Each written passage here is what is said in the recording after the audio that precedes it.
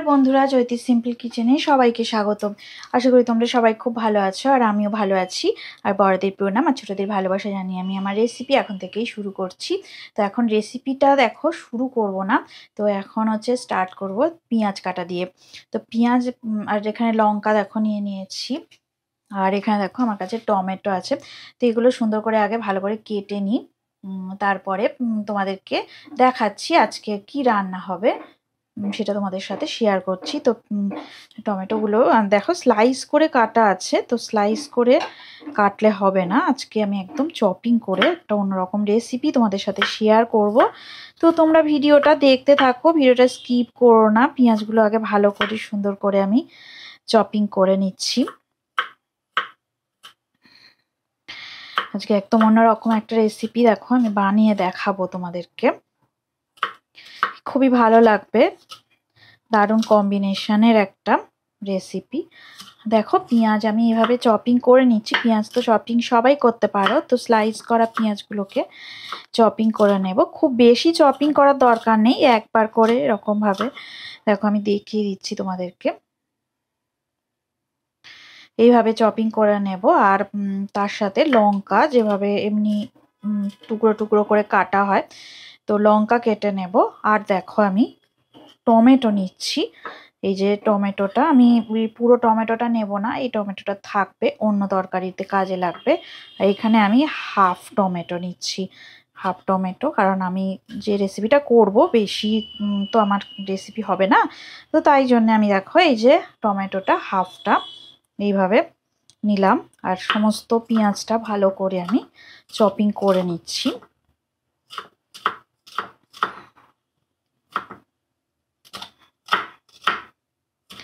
কষ্ট করে চপিং করার কিছু নেই, মোটামুটি একটা চপিং করে।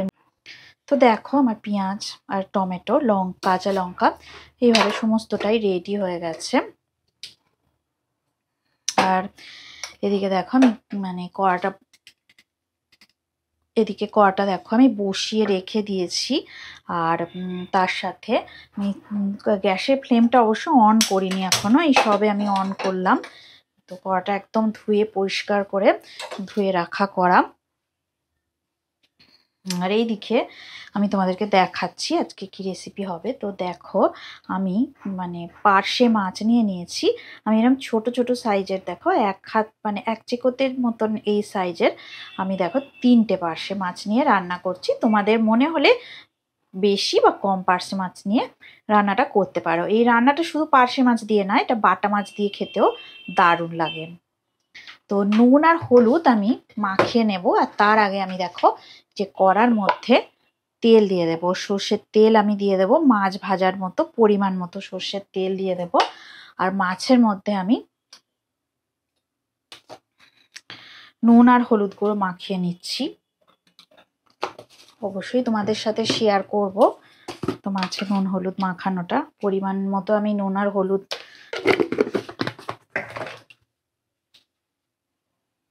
দেখো এই যে পরিমাণ মতো নুন আর হলুদ দিয়ে দিয়েছি। তো এবার দেখো আমি সুন্দর করে মাছের গায়ে মাখিয়ে নিচ্ছি নুন হলুদ, উল্টে পাল্টে সুন্দর করে আমি মাখিয়ে নেব।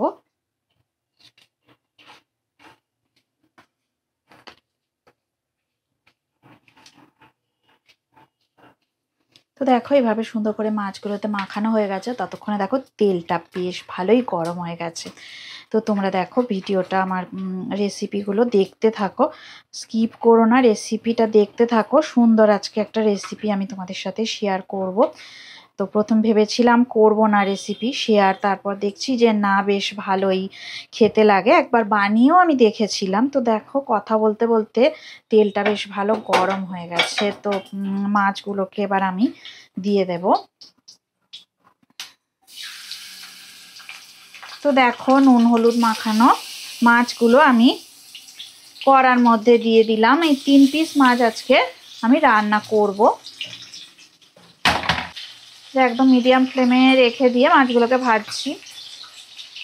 মাছগুলো এক সাইডটা ভাজা হয়ে গেলে আমি আর এক সাইডটা উল্টে দিয়ে ভালো করে এপিট ওপিট সুন্দর করে ভাজা করে নেব। তো দেখো 2 থেকে 3 মিনিটের মধ্যে ভালো করে সুন্দর করে ভাজা হয়ে যাবে।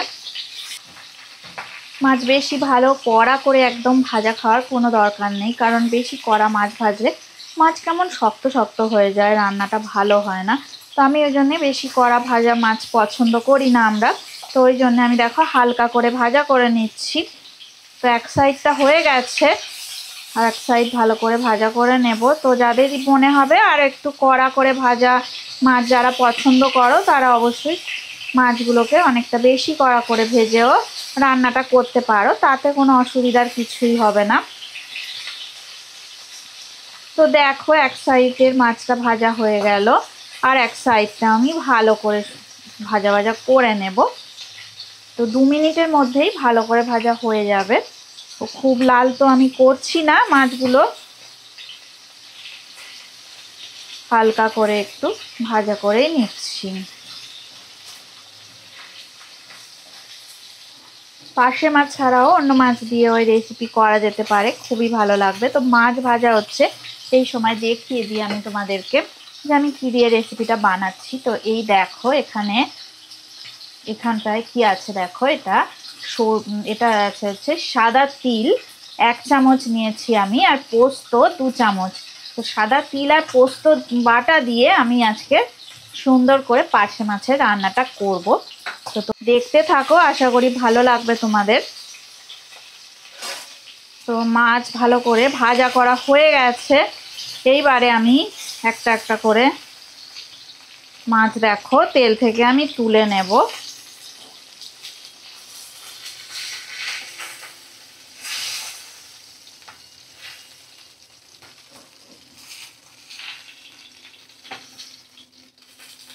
তো এবার সামান্য একটু কালো জিরে ফোড়ন আমি দিয়ে দেব। তো যাদের মনে হবে কালো জিরে ফোড়ন নাও দিয়ে করতে পারো, তবে এই ফোড়নটা দিলে না অনেকটা ভালোই টেস্ট হয়, তাই আমি এই ফোড়নটা ইউজ করি। তো দারুণ লাগে এই ফোড়নটা দিয়ে রান্নাটা হলে। তো দেখো বেশ মানে ফোড়নটা একটু গরম গরম হয়ে গেছে।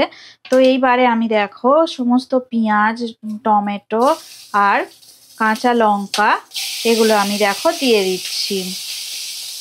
একটু সুন্দর করে ভাজা ভাজা হবে। তো ফ্লেমটা একেবারে লো ফ্লেমে রেখে দেব তেল, কারণ কড়াটা বেশ ভালোই গরম হয়ে গেছে। তো দেখো 2 থেকে 3 মিনিট ভাজা ভাজা হচ্ছে। তো এই সময়ে আমি একটু সামান্য আদা বাটা দিয়ে দেবো, খুবই অল্প একটুখানি আদা বাটা দিয়ে দিলাম। আর হলুদ গুঁড়ো, নুন সমস্ত পরপর আমি দিতে থাকবো। তো দেখো হলুদ গুঁড়ো পরিমাণ মতো দিয়ে দিলাম,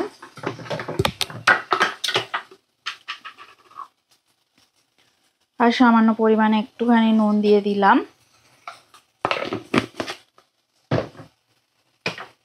আর একটু কাশ্মীরি রেড চিলি পাউডার একটু অল্প করে আমি দিয়ে দেবো, একদম সামান্য দিচ্ছি, মানে 1 চামচের মতনই আমি দিলাম। তো মিডিয়াম ফ্লেমে এবারে আমি রেখে দিলাম। তো সুন্দর করে এবার নাড়াচাড়া করে নেব আর কি, মানে হালকা করে। দেখো 2 থেকে 3 মিনিটের মধ্যে একটু তেলটা ছেড়ে ছেড়ে আসবে। এই সময়ে দেখো আমি তিল আর পোস্ত বাটা যেটা করে রেখে দিয়েছিলাম, এই পরিমাণটাও তোমাদেরকে আমি বলেছি, তো এটা আমি দিয়ে দেব। এবং খুব বেশি নাড়াচাড়া করব না, কারণ যেহেতু তিল আছে এই তিলটা পুড়ে গেলে একদম তেতো হয়ে যাবে। তো হালকা হাতে আমি নাড়াচাড়া করে নেব। আর এই বাটিটা আমি দেখো ধুয়ে নেব, ধুয়ে আমি পরিমাণ মতো এই যে আমি জল দিয়ে দিচ্ছি। দেখো এই বাটি ধোয়া জল আমি 1 বাটি জল দিয়ে দিলাম, কারণ 3টে মাছ রান্না হবে, ভালো করে সিদ্ধ হতে হবে। যেহেতু আমি খুব বেশি ভাজা করি না মাছগুলোকে, তো সেহেতু মাছগুলো ডুবে গিয়ে ভালো করে সিদ্ধ করতে হবে, যাতে মাছগুলো ডুবে যায়। এবং কালারটাও কতটা সুন্দর এসছে তোমরা নিশ্চয়ই বুঝতে পারছো, দারুণ কালার এসেছে শুধু দেখো। আর একটু দেখো আমি পরিমাণ মতো জল দিয়ে দেবো, জলের পরিমাণটা একটু কম মনে হচ্ছে, তো জল দিয়ে দিলাম। আর এইবারে ভাজা মাছগুলোকে দিয়ে দেব। এই রান্নাটা দারুণ খেতে লাগে, তা অসাধারণ লাগে। তো দেখো মাছগুলো আমি দিয়ে দিচ্ছি, এই যে ভাজা মাছ, একটা একটা করে ভাজা মাছ আমি দিয়ে দিলাম।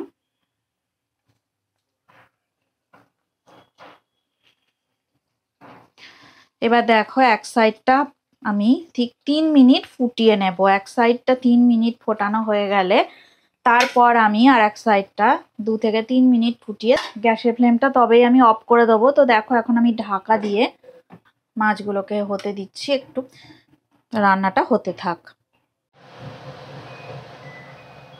দেখো বন্ধুরা, আমি ঢাকাটা তুলে নিলাম, বেশ ভালো ধোঁয়া বেরোচ্ছে। 3 মিনিট হয়ে গেছে। মাছের একটু উল্টো পাল্টা করে দেব, মাছগুলো এক সাইডটা ভালো করে সিদ্ধ হয়ে গেছে। তো একদম উল্টো পাল্টা করে দেব, উল্টে পাল্টে দিলাম। তো দেখো আমি গ্রেভিটা কমানোর জন্যে আমি একদম এবার ঢাকাটা দেব না, কারণ এত ঝোল ভালো লাগবে না খেতে, গ্রেভিটা অনেকটাই কমাতে হবে। তো তাই জন্যে আমি দেখো মানে গ্যাসের ফ্লেমটা একটু জোরে দিয়ে দিলাম, আর 3 মিনিট এইভাবেই আমি রান্নাটা হতে দেব ঢাকা না দিয়ে। দেখো 2-3 মিনিট হয়ে গেছে, তো রান্নাটা একদম রেডি হয়ে গেছে, একদম সুন্দর শুকনো গ্রেভি হয়ে গেছে। তো গ্যাসের ফ্লেমটা দেখো আমি অফ করে দিলাম, একদম সার্ভ করার মতো হয়ে গেছে। তো খুব সুন্দর দেখো দেখতে হয়েছে যেরকম, এটা খেতে তো দারুণ টেস্ট। তোমরা অবশ্যই বাড়িতে একবার হলেও বানিয়ে দেখবে। তো রেসিপিটা সার্ভ করে দেবো একটা প্লেটে। তো তোমাদের সাথে তো দেখো কত সুন্দর দেখতে হয়েছে, দেখো কি দারুণ হয়েছে মাছের রেসিপিটা, তোমরা একবার দেখো।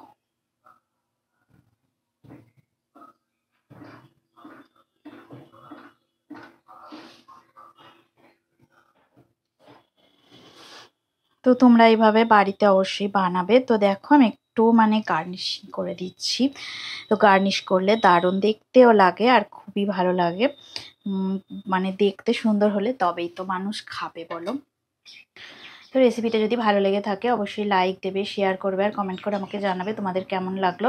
তোমরা সবাই ভালো থাকো, সুস্থ থাকো, আর আমার রেসিপি এইভাবে দেখতে থাকো। এতক্ষণ ধরে রেসিপিটা দেখার জন্য আর আমার সাথে থাকার জন্য অনেক অনেক ধন্যবাদ। পুরনো বন্ধুদের তো অনেক ধন্যবাদ, আমাকে এগিয়ে নিয়ে আমার চ্যানেলটা সাবস্ক্রাইব করে তারা আমার পাশে থাকবে। নতুন বন্ধুদের বলছি চ্যানেলটা ভিজিট করে আমার পাশে অবশ্যই থেকো, তাহলে আরও ভালো ভালো নতুন নতুন রেসিপি তোমাদেরকে আমি শেয়ার করতে পারবো। আর পুরনো বন্ধুরা তো অবশ্যই আমাকে সাপোর্ট করে, সবাই সবাই সাপোর্ট করে, পুরনো যারা বন্ধু আছে আর প্রত্যেকে যারা আমার ভিডিও দেখো তাদেরকে অনেক অনেক ধন্যবাদ। তাদের ধন্যবাদ দিয়ে আমি আর ছোটো করবো না, মানে তাদের জন্যই আমার এগিয়ে চলা। আমাকে এত ভালো সাপোর্ট করে আর এত সুন্দর সুন্দর কমেন্ট করে না, আমার খুব ভালো লাগে তাদের কমেন্টগুলো পড়ি আর আমার মনটা খুব ভরে যায়। তো চলো আজকে কথা না বাড়িয়ে আজকে ভিডিওটা আমি এন্ড করে দিচ্ছি, পরে আবার নতুন রেসিপি নিয়ে তোমাদের সামনে আমি ব্যাপার চলে আসবো।